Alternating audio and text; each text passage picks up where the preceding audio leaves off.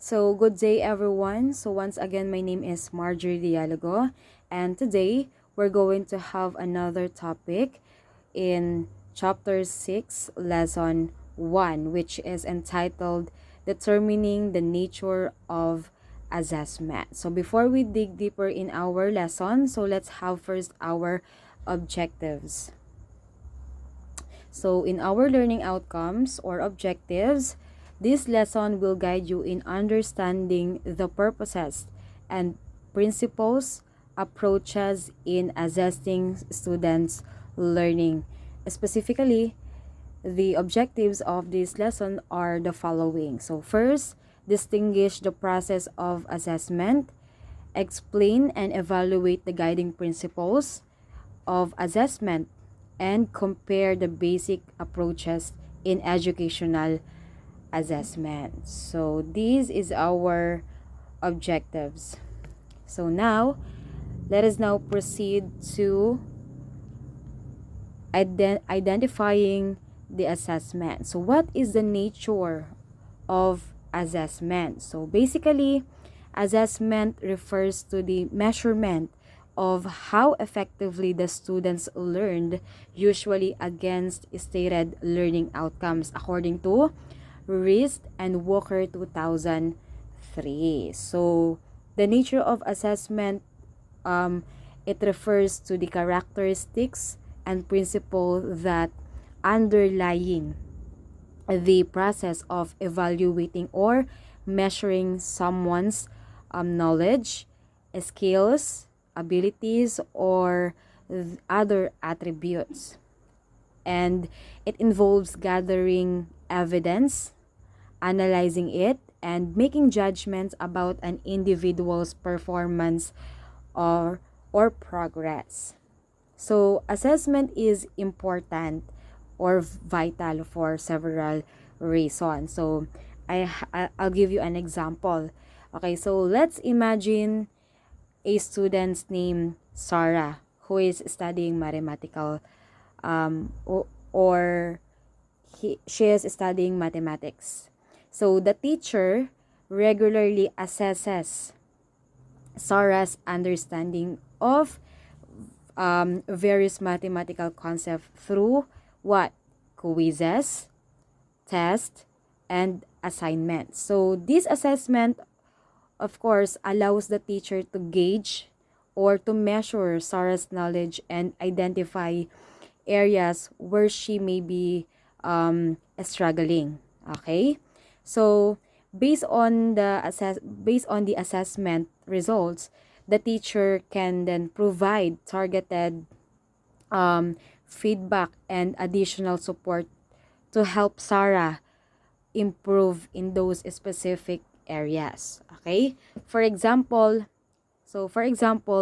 if Sarah is consistently struggles with solving equations, of course the teacher can offer extra practice exercises or provide one-on-one instructions to address her difficulty. So assessment also help the teacher adjust their teaching methods and curriculum to meet the needs of the students. So if the majority of the class or in the class is struggling with a particular topic, of course, the teacher can modify their instructional approach to ensure better understanding and engagement.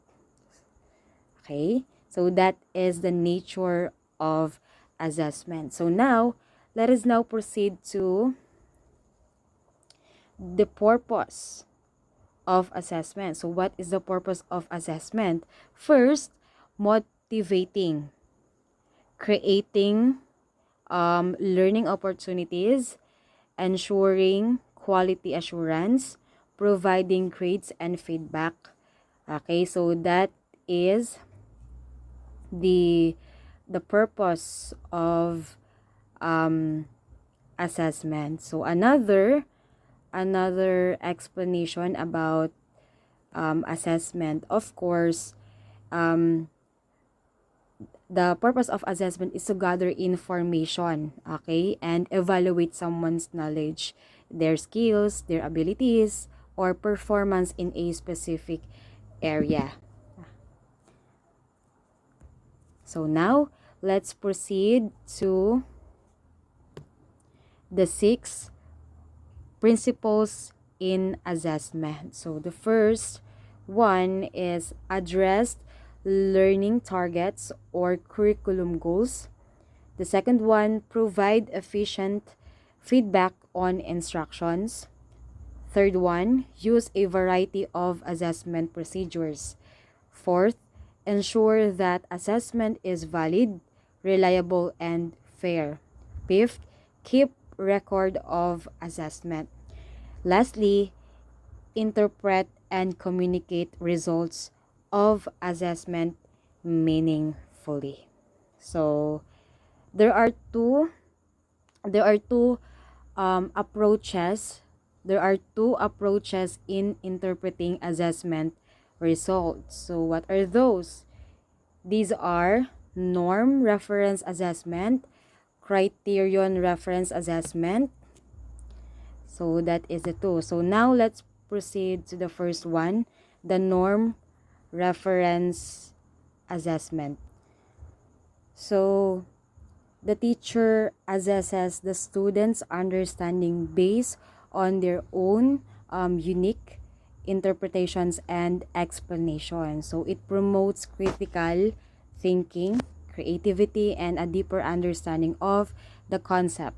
So as students are encouraged to express their understanding in their own words and through their own perspectives. So non-reference assessment in education, teaching assessment allows for a more holistic evaluation of students' learning and understanding, taking into account their individual's progress and growth.